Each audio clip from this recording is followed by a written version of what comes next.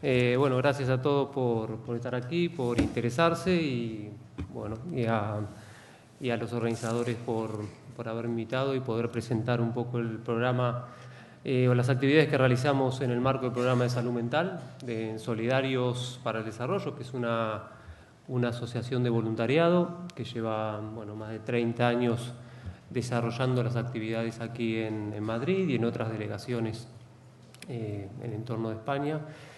Y bueno, concretamente la idea es presentar lo que denominamos como actividades o espacios de participación y de encuentro entre personas con problemas de salud mental grave y personas voluntarias, que lo venimos desarrollando desde hace ya 25 años, cuando el tema de la soledad y de la necesidad de generar estos espacios de encuentro no estaba tan visible como lo está ahora, no había tanta difusión, así que para nosotros es una gran oportunidad poder comentarlo, digamos, en este contexto de interés creciente en torno a estas situaciones.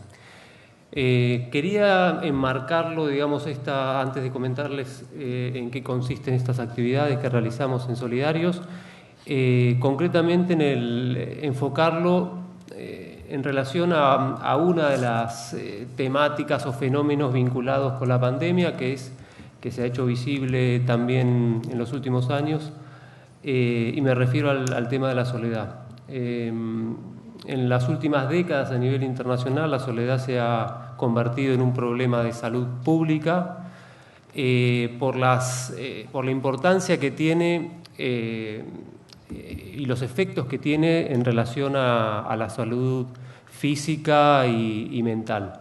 Son muchos los estudios, cada vez se estudia más y mejor este fenómeno, y que nos han permitido, digamos, vincular la soledad con una serie de problemáticas que nos afectan a todos, a todas las personas en todas las edades y en todas las circunstancias, que tienen que ver con problemas físicos.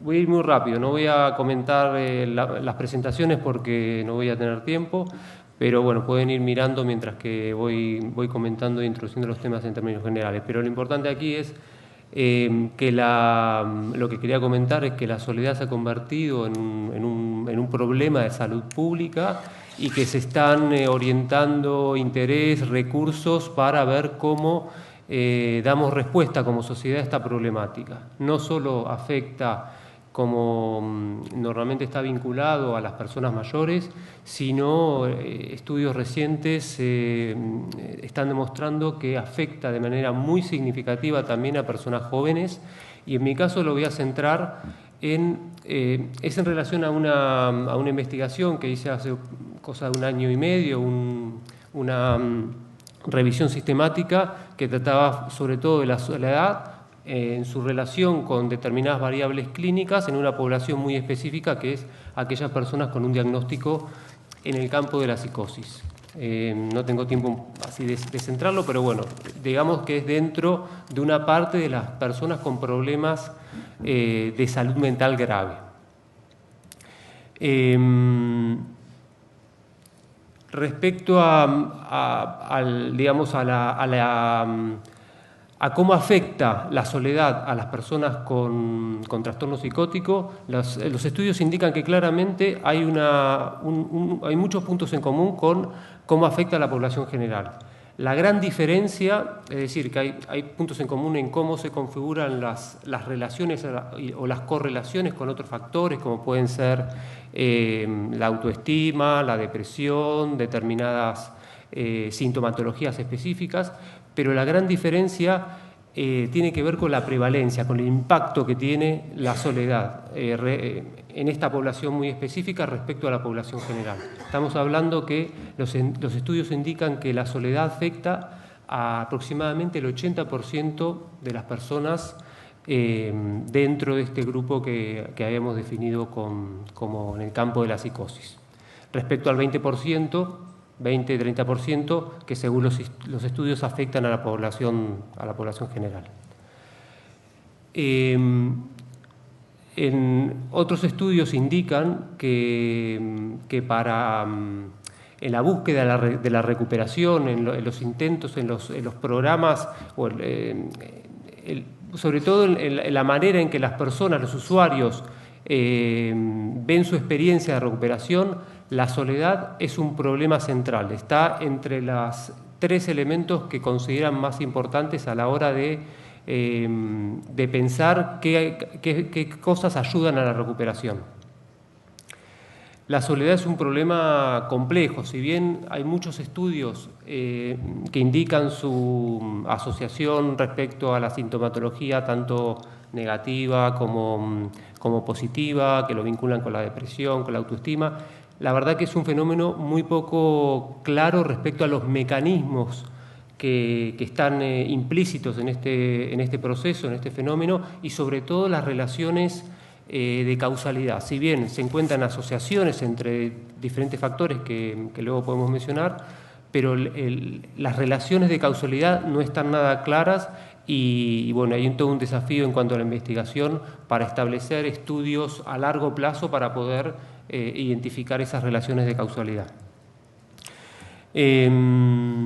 Para mí es importante definir un poco lo que es la soledad, porque muchas veces se la sitúa como sinónimo, por ejemplo, del aislamiento social.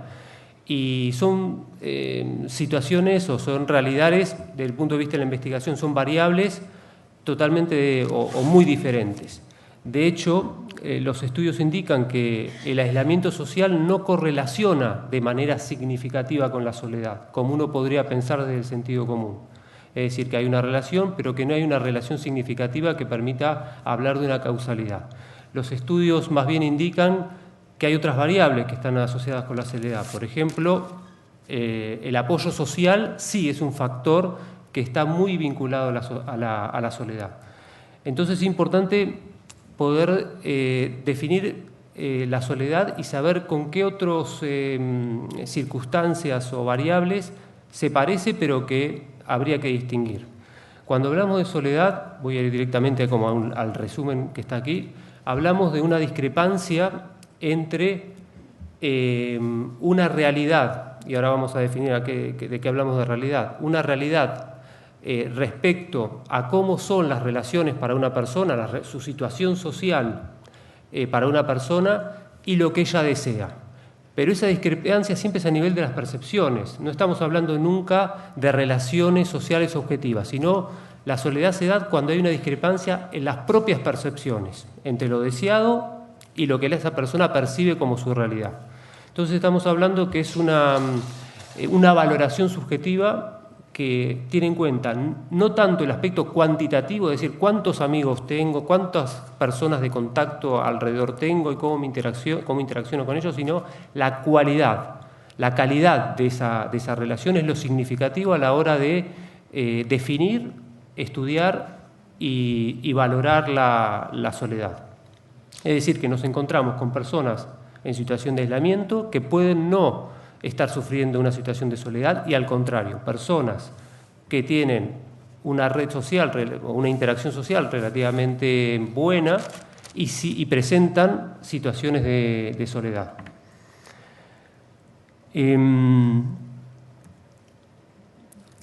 Entonces, como reflexión, antes de comentar rápidamente y pasar a lo que hace Solidarios en torno a esta problemática. Lo opuesto a la soledad no sería tanto la interacción social, sino el sentido de pertenencia. Entonces, a la hora de trabajar las situaciones de soledad, hay que trabajar sobre experiencias, actividades que generen sentido de pertenencia. El sentido de pertenencia tiene que ver justamente con eso, con el sentido, con la construcción de metas, de propósitos, de cómo percibimos nosotros subjetivamente la calidad de las relaciones con los demás y con el entorno. No tanto una acción directa, no es tanto el hacer, sino el crear relaciones significativas en relación con los otros. Un una reflexión de uno de los referentes mundiales en torno a la soledad, Casiopo, lo leo muy rápidamente: las personas no solo valoran la presencia de otros, sino especialmente la presencia de otras personas significativas, en las que pueden confiar, que les inspiren objetivos y propósitos, con los que puedan planificar, interactuar y trabajar juntos para sobrevivir y prosperar. Uno necesita sentirse adecuada e íntimamente conectado para evitar sentirse solo. La evaluación subjetiva de una persona sobre su posición social, más que la cantidad, valora la calidad de la relación social. Bueno, esto un poquito como introducción a lo que va a ser el programa de salud mental de Solidarios. En Solidarios, básicamente lo que proponemos como respuesta autogestionada, orientada a la comunidad, no solo para abordar esta problemática de la soledad, sino otros aspectos que no voy a tener tiempo de presentar. Organizamos grupos de salidas entre personas con problemas de salud mental grave y voluntarios. Estas personas vienen informadas en algún recurso perteneciente a la Comunidad de Madrid, un CRPS, un CRL, un centro de salud mental, y son ellas mismas las que se acercan al espacio. La idea de esta actividad es generar espacios de encuentro informales en el entorno comunitario, es decir, que quedan en un lugar concreto a la misma hora todas las semanas, es decir, de manera estable, que también creemos que es un elemento importante de este espacio, para realizar actividades que ellos mismos, el grupo, decide realizar, muchas veces de manera informal. En el mismo momento se plantean propuestas para hacer y las realizan en ese mismo momento. Son actualmente 3 grupos que quedan aproximadamente entre 10 y 20 personas cada fin de semana en cada uno de los grupos, viernes por la noche, sábado por la mañana y sábado por la tarde, para hacer actividades como la que haría cualquier persona cuando decide pasarlo bien con gente conocida, con amigos, para compartir una actividad y pasarlo bien y conocer gente. En esa, ¿qué es lo que se hace concretamente? ¿Qué es lo que eligen? Bueno, nuevamente van a una exposición, a un museo, a alguna actividad que se proponga entre todos, y luego se van a tomar algo. Lo que más valoran, lo que más les interesa y lo que más sale justamente en las evaluaciones es los intercambios informales que se dan en el entre las exposiciones, el ir cuando quedan, cuando se encuentran, que comentan un poquito el día a día, qué tal te ha ido a ti esta semana. Bueno, estoy con exámenes, dice uno, he tenido problemas con mi padre, estoy buscando trabajo y no encuentro. Bueno, el día a día, las conversaciones informales, las cotidianas, las cosas muchas veces intrascendentes, son las que van creando un tejido común a partir de las primeras experiencias individuales que se van entrecruzando, y se va generando ese sentido de pertenencia a partir de esa realidad común que ya no pertenece a nadie, sino que es el grupo.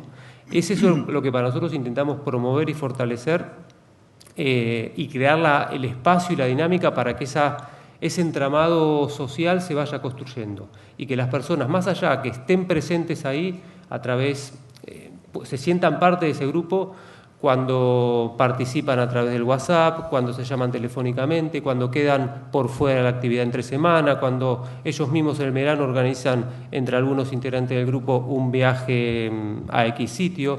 Para nosotros lo importante es generar este espacio para abrir nuevas puertas, nuevas posibilidades de relación, para que sea una experiencia gratificante, participativa, en la que se sientan reconocidos como personas sobre todo, y no simplemente identificados como pacientes, usuarios, objetos de un tratamiento, para que de alguna manera aflore lo que cada uno puede y desea compartir.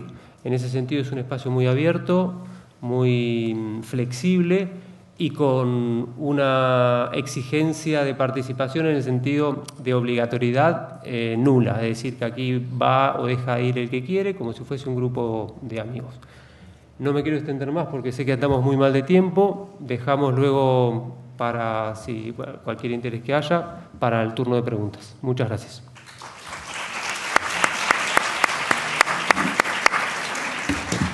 Bueno, pues muchas gracias, Marcos.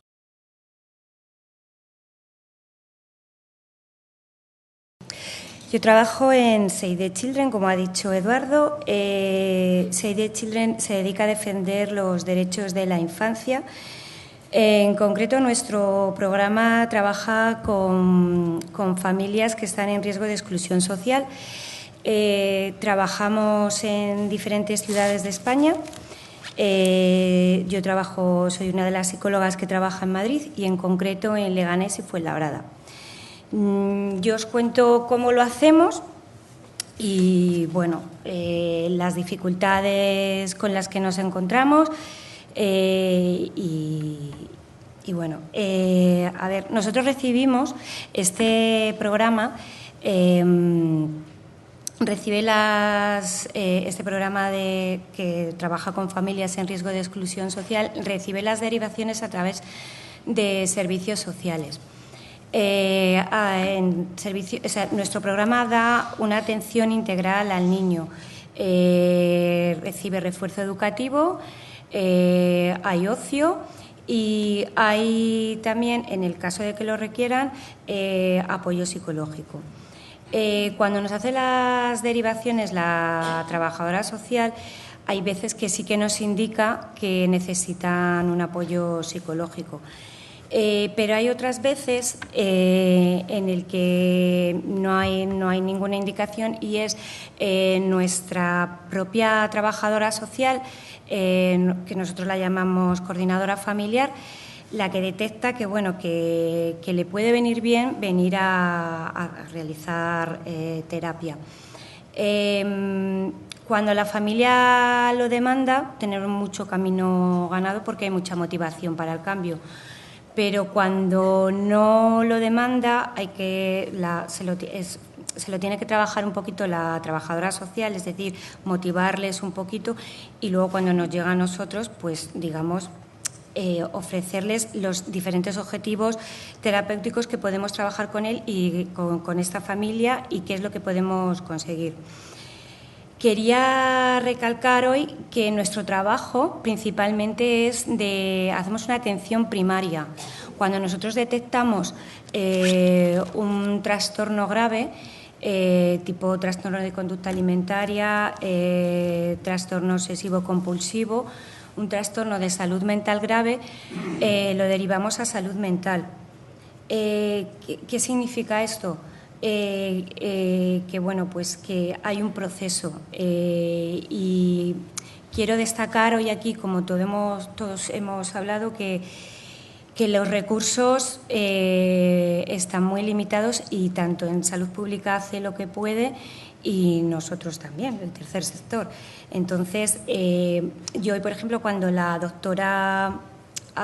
primera doctora ha contado todo o sea, cómo iba a crecer, pues oye, bienvenido sea, porque nosotros queríamos derivar a chavales, adolescentes al hospital de día de Leganés y había una lista de espera de hasta junio de 2023. Entonces he visto que han abierto otro en Getafe y eso es una maravilla.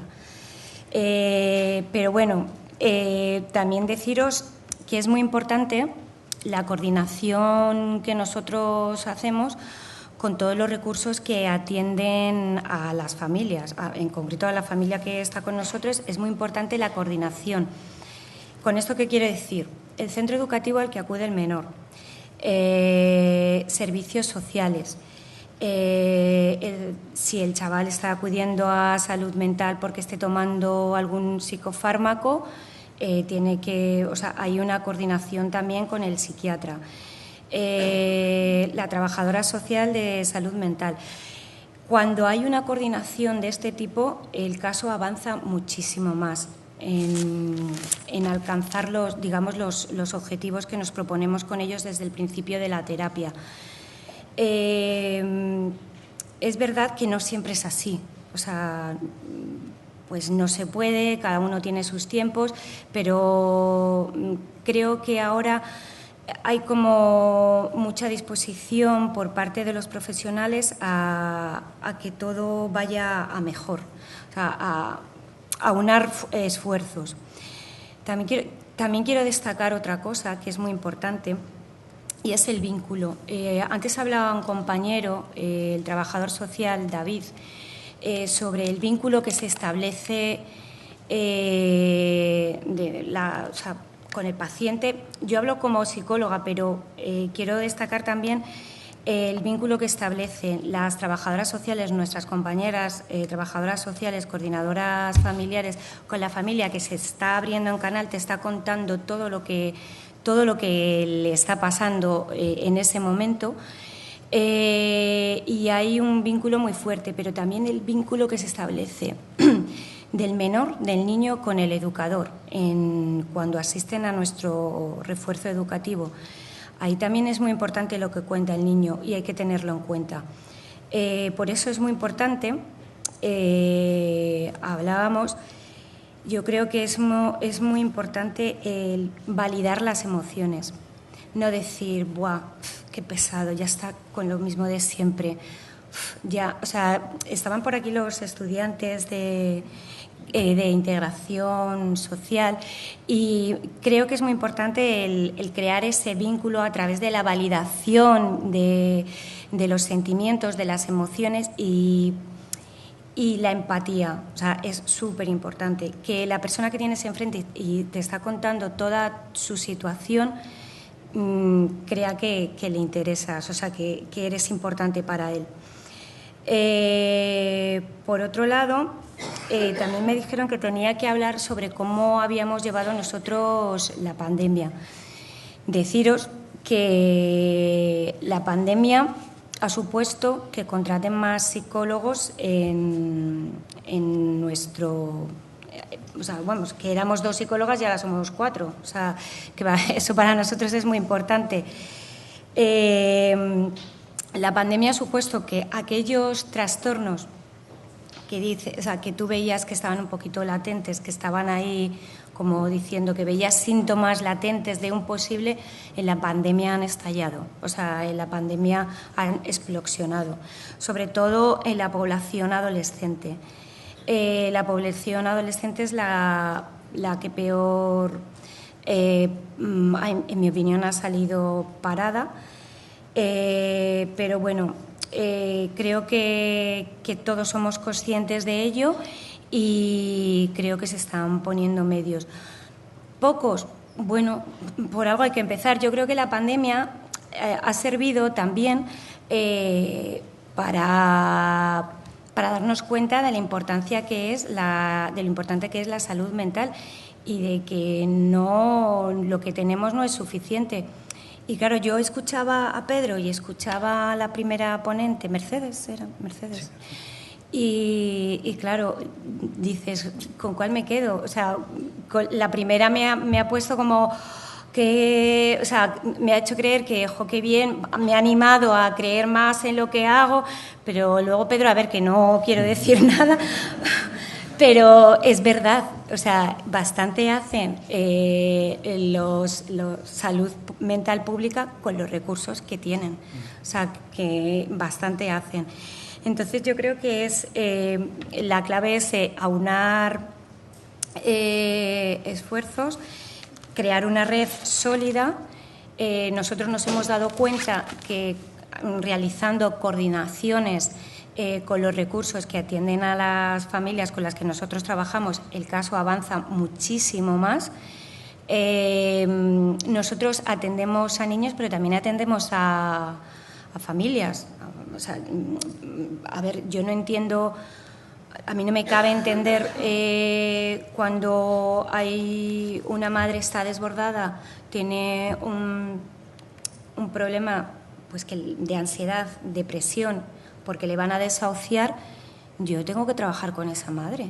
O sea, porque ella, sin darse cuenta, está proyectando toda su ansiedad en estos niños.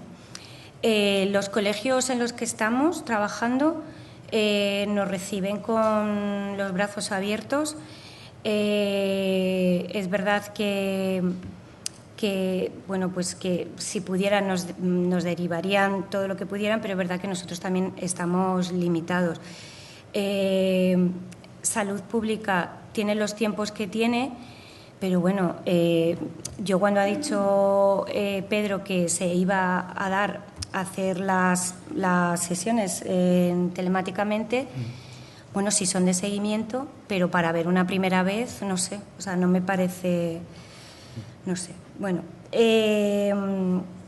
también creo que es importante, que aquí también se ha dicho, hacer un trabajo de prevención.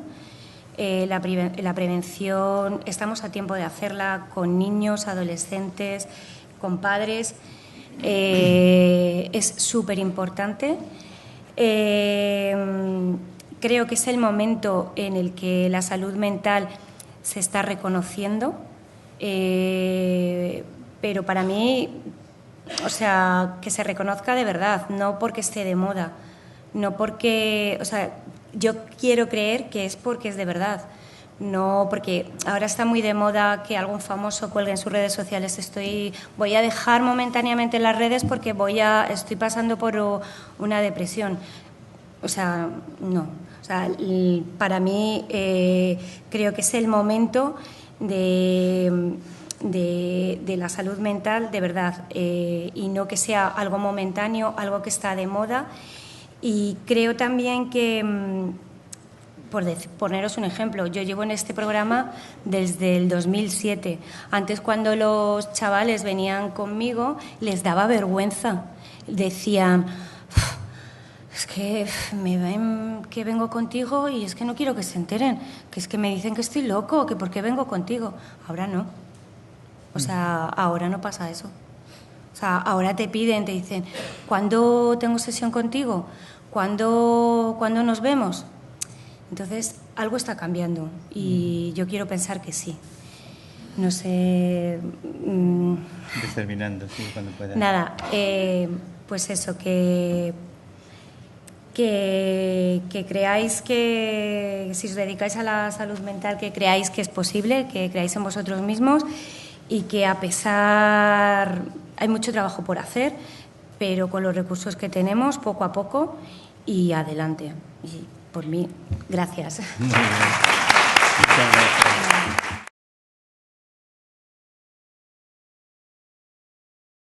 Sí, centrarnos en los primeros proyectos que os queremos contar, que son proyectos de sensibilización que hacemos desde las asambleas locales de toda la Comunidad de Madrid, ¿no? Al final, Cruz Roja desde hace unos años quiere estar cada vez más cerca de las personas y en lugar de encontrarnos solamente en un centro, pues igual que otras asociaciones hemos intentado distribuirnos por toda la Comunidad de Madrid. Entonces, bueno, pues los primeros proyectos que os queremos contar son los de sensibilización, sobre todo primaria y secundaria, ¿no? Primero trabajamos con la población general para poder desmitificar todo lo que tiene que ver con la salud emocional y mental, de forma que, lo que habéis comentado muchos en vuestras ponencias, ¿no? De hacerlo llegar a la población y que la población al final dé ese paso, ¿no? a desestigmatizar todos los problemas de salud mental, pues esté ahí, ¿no? Lo hacemos pues a través de redes sociales, a través de campañas, para que pueda llegar toda esa información verídica. Y luego también trabajamos mucho con la falta de habilidades, ¿no? Dotando a las personas y a los usuarios y usuarias de Cruz Roja de diferentes estrategias para poder tener unos hábitos de vida saludables. Ya no solamente porque no puedan o porque no sepan, ¿no? O sea, el intentar llegar a esas personas que acuden a nuestras asambleas locales y comarcales por muchas situaciones diferentes y nosotros les intentamos hacer llegar esos hábitos de vida saludable. Aquí os traemos sobre todo los de salud emocional, pero también es cierto que también de salud física, de alimentación, de adherencia terapéutica en otros casos, ¿no? O sea, un poco la salud integral de nuestras personas usuarias. Buenas a todos, yo soy Bárbara y junto con Patricia trabajamos, como os ha dicho ella, en sensibilización y ponemos nuestro foco sobre todo en la prevención. Dentro de esto tenemos el Cruz Roja Te Escucha, que no sé si habéis oído hablar de ello, perdonad. Ahora mismo está publicitado por la MT, por Metro, o sea que es posible que lo veáis. Es un teléfono de atención psicosocial que empezó a funcionar a raíz del COVID, de la pandemia, y que nació y se ha quedado con nosotros porque precisamente todo lo que habéis comentado, todos los ponentes anteriores y todas las personas que trabajáis, sabéis que el tema de salud mental en la población española está ahora en boca de todos. En este sentido, tenemos 3 niveles de atención. Voy a intentar ser breve porque sé que vamos... ¿vale? Tenemos, dentro de lo que es el proyecto de Cruz Roja Te Escucha, que es un teléfono de atención psicosocial, como os decía, gratuito, anónimo y confidencial, tenemos 3 niveles de atención, ¿vale? El primer nivel de atención en el que tenemos es la persona que coge el teléfono cuando llaman, que es el nivel de orientación. En ese nivel lo que intentamos es facilitar la ventilación emocional, esa validación emocional de la que nos hablaba la compañera anterior, y a través de unas pequeñas orientaciones o pautas intentamos que la persona con eso sea suficiente. Por supuesto, puede llamar todas las veces que sea necesario y no tiene límite. ¿Qué pasa en aquellos casos que detectamos que una simple llamada de ventilación emocional o de validación no es suficiente?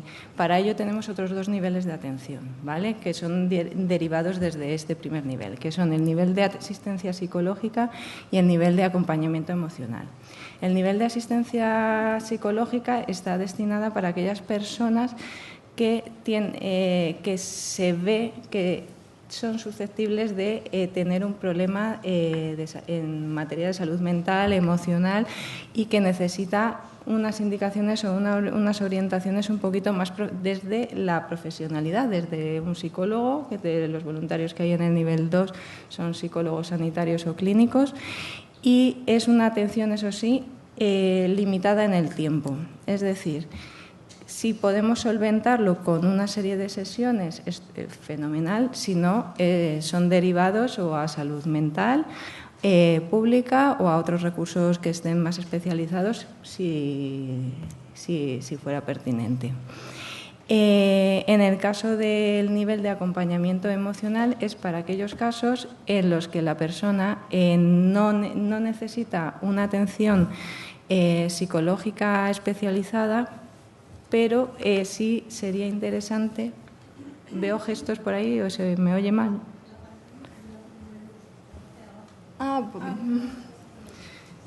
Vale. Bueno, os lo cuento. Es para personas, pues aparte de por temas de soledad, que ha salido aquí mucho, son personas que tienen problemas emocionales asociados a esa situación de soledad o a problemas que les cuesta una adaptación por una situación. Por ejemplo, si es una persona que acaba de fallecer un ser querido, entendemos que no necesita una asistencia psicológica, a lo mejor lo que necesita es un acompañamiento en esos primeros momentos. Ya si viéramos a futuro que esa persona empieza a cronificar o patologizar, pues entonces ya se derivaría al sistema de asistencia psicológica, ¿vale? Y ese es el resumen un poco. Como veis, los tipos de consulta que más estamos viendo pues son ansiedad, estados de ánimo depresivos, soledad. Alguna llamada también hemos recibido por cuestiones de pérdida de empleo, más con temas sociales, ¿vale? Que también se les deriva a las asambleas, que tenemos recursos para ello. Y bueno, eso es todo el Cruz Roja. No sé si me ha faltado alguna cosa, yo creo que... Es que he querido ir tan rápido.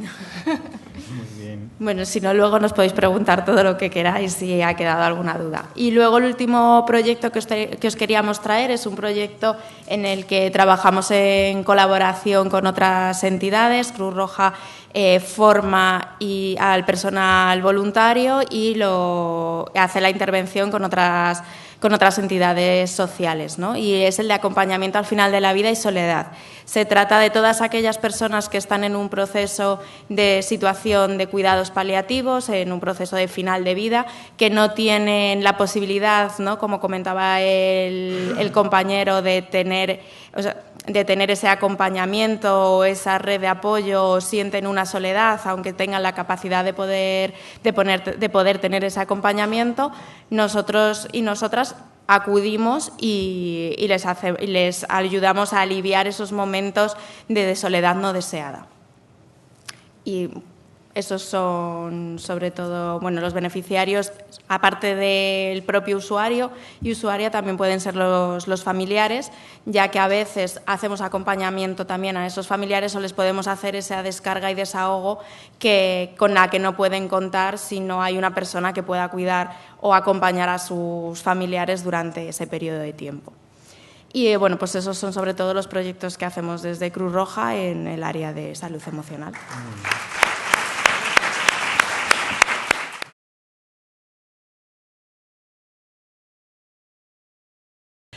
Somos Francesco y Silvia. Empiezo yo y ahora va a pasar a...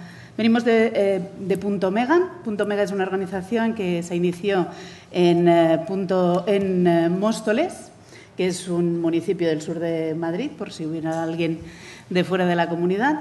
Es el segundo municipio más grande y empezó en el 84, cuando había todo el problema de la pandemia de la heroína, que en esos momentos fue, y empezó con tema de jóvenes, ¿no? Jóvenes que estaban teniendo problemas en un municipio donde era y sigue siendo una ciudad dormitorio, una ciudad de recursos en esos momentos bastante limitados y con pocas salidas para gente joven que estaba, bueno, pues no tenía muy claro hacia dónde quería ir. Tenemos programas muy variados y hoy nos centraremos muy brevemente en estos tres, que son los que trabajan directamente con infancia, adolescencia y personas jóvenes hasta 25 años. Y ahora paso a Francesco, que es el director de Los Mesejo, que nos va a contar este programa. Entonces, el centro Los Mesejo es un centro público de la Comunidad de Madrid y gestionado por la asociación Punto Mega. Nos dedicamos a la prevención y tratamiento de adicciones con un perfil enfocado a jóvenes de entre 12 y 25 años, con problemas de algún tipo de consumo de sustancias, uso problemático de nuevas tecnologías, juego patológico o algún otro tipo de conducta con un potencial adictivo reconocido. El proyecto se puso en marcha en 2015, por un lado, para un poco romper el estigma entre adolescentes relacionado con el tema de los centros de adicciones. Y también, por otro lado, para introducir el concepto de atención temprana en los centros de drogas. Es decir, la atención a adolescentes que tienen algún tipo de consumo de sustancias, algún tipo de conducta potencialmente adictiva, pero que todavía no cumplen criterios para llegar a un diagnóstico de trastorno. Entonces, lo que nosotros ofrecemos a nuestros usuarios básicamente es una atención tanto individual como grupal. Tenemos un grupo de usuarios y también un grupo de apoyo a las familias de los usuarios. Una atención ambulatoria, los jóvenes se quedan únicamente el tiempo de la cita. Multidisciplinar, tenemos todo tipo de profesional, la área socioeducativa, enfermería, psicología y medicina. Y también personalizada, es decir, que dependiendo de cada caso se activa un circuito de atención diferente. Lo que básicamente desde 2015 hemos abierto casi 2.000 historias clínicas.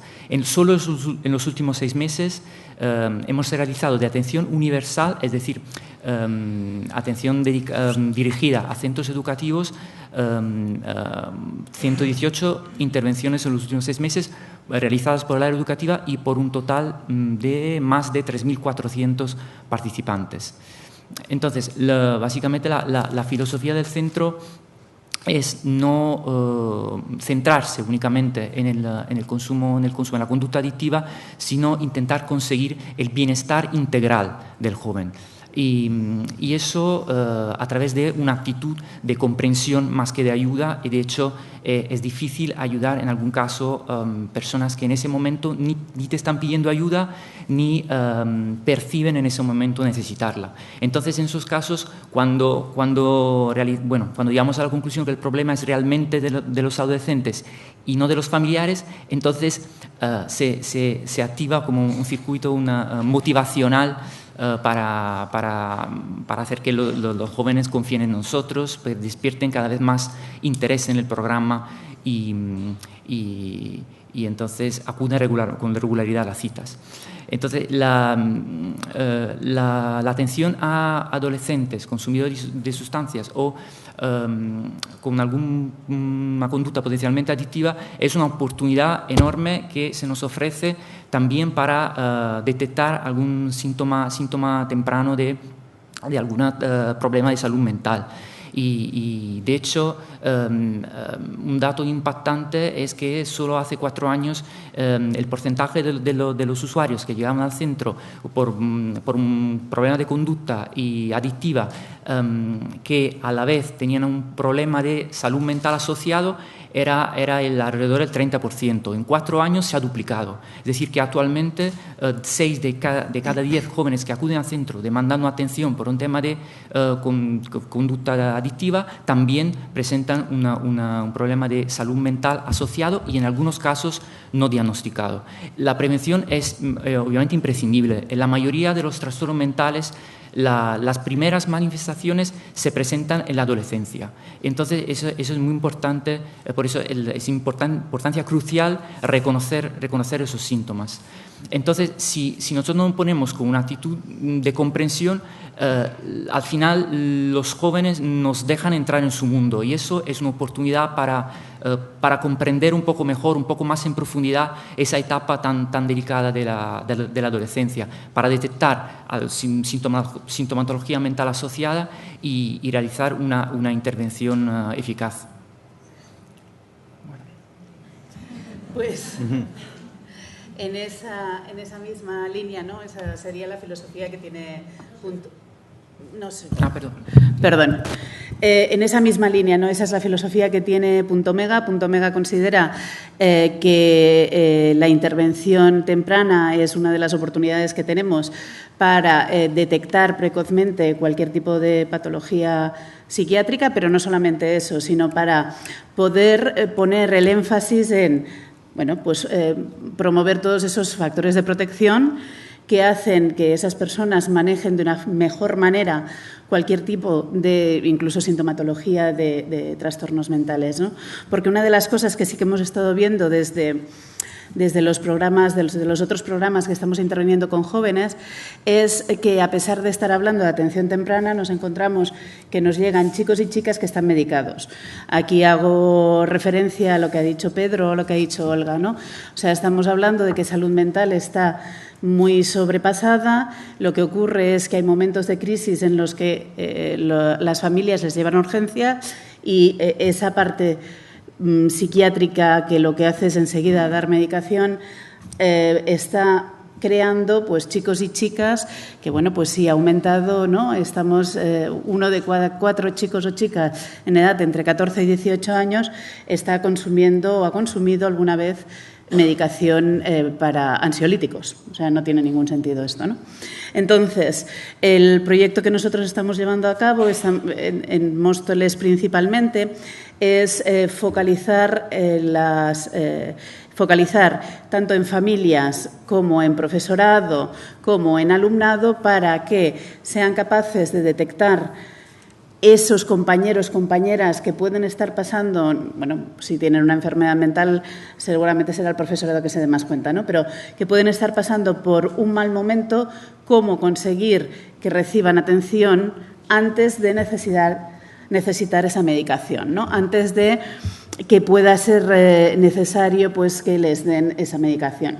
Nuestro enfoque es la adolescencia tiene muchas herramientas para ser personas que es convertirse en esos agentes que hablábamos antes, agentes de detección precoz y de acompañamiento emocional a sus compañeros y compañeras. Estamos hablando de acoso, ciberacoso, estamos hablando de consumo de sustancias, estamos hablando de absentismo, estamos hablando de falta de motivación al estudio, ¿no? Lo ligo también ese sentimiento de soledad el que hacía referencia a Marcos, ¿no? Que decía que es la falta de sentido de pertenencia, ¿no?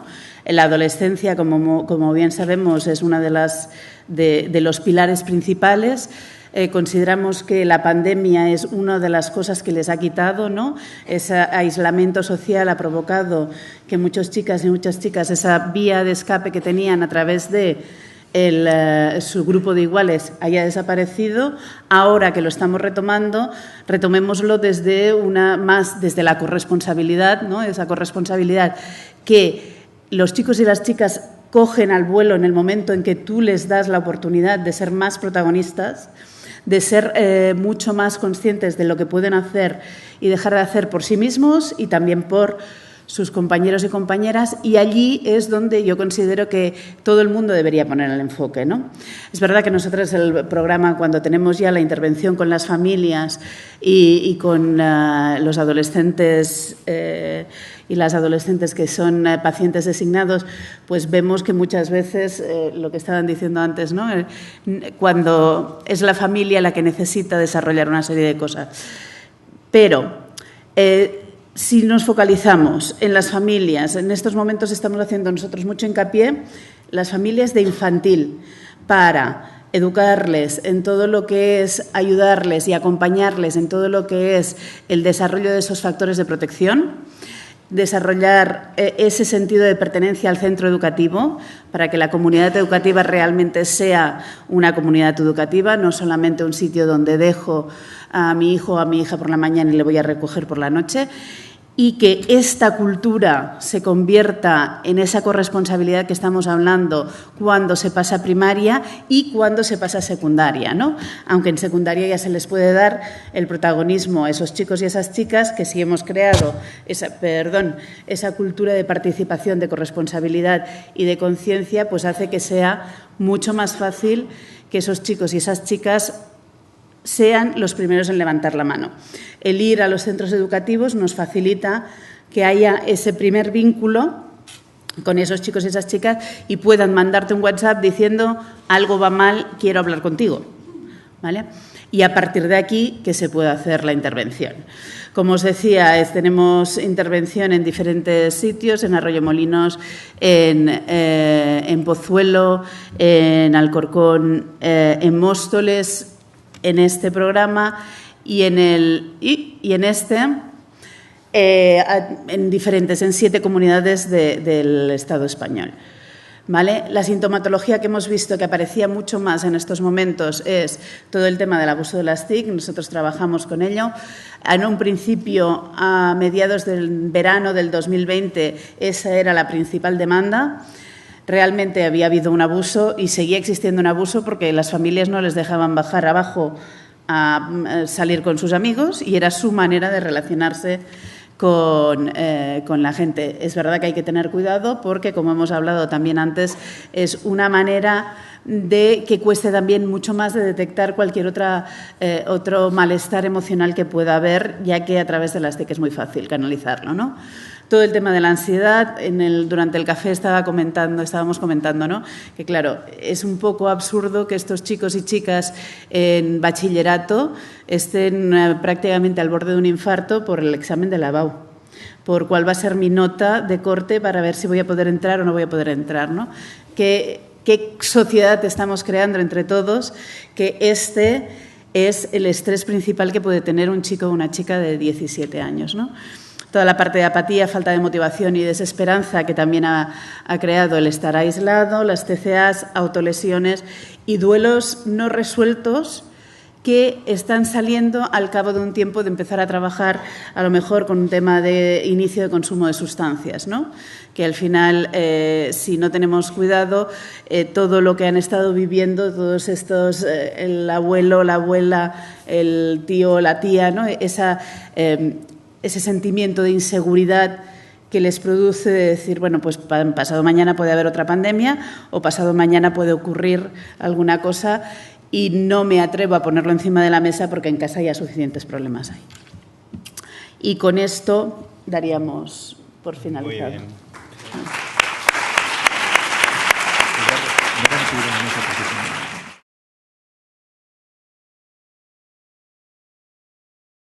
Bueno, muchísimas gracias, sobre todo a las personas que habéis venido. Yo creo que esto sí que hace verdaderamente comunidad.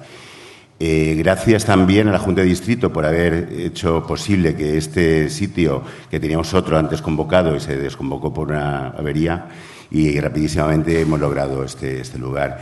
Y a Comunidad de Madrid, yo creo que siempre estamos viendo lo que hace falta en los demás y no nos damos cuenta muchas veces de los recursos que tenemos. Comunidad de Madrid sí que está apostando ahora, obviamente, por una, yo creo que necesidad vital después de la pandemia, que se ha dado cuenta que los adolescentes y las adolescentes están a punto de suicidarse, muchísima gente, y parece que algo, esa emergencia ha movido que haya ahora un plan de salud mental muy agresivo. Y quizá lo que decía Pedro tiene razón. El tema de salud mental tiene tres, lo que decía antes Mercedes, ¿no? Biopsicosocial, y nos fijamos muchas veces en la parte biológica y psiquiatrizamos todo. Me acuerdo que en el año 90, en los 90, cuando se desinstitucionalizó todo el tema de psiquiatría, el Alonso Vega estaba lleno a reventar, ahora se llama la Fora, ¿no? ¿Os acordáis? Y había un miedo atroz en las calles de que las personas con trastorno de salud mental, con enfermedad mental, fueran a sus casas y vivieran con los vecinos y vecinas. Y es verdad que estamos en un barrio, en el barrio del aeropuerto, ahí trabajando en salud mental, y ahí teníamos 4 pisos con mogollón de personas con graves trastornos y encima en una institución psiquiátrica ya de hace muchos años, y fueron a la calle. ¿Sabéis qué pasó? No pasó absolutamente nada. Nada, y eso estoy hablando desde los 90 y afortunadamente creo que eso de reivindicar muchas veces que hace falta más recursos.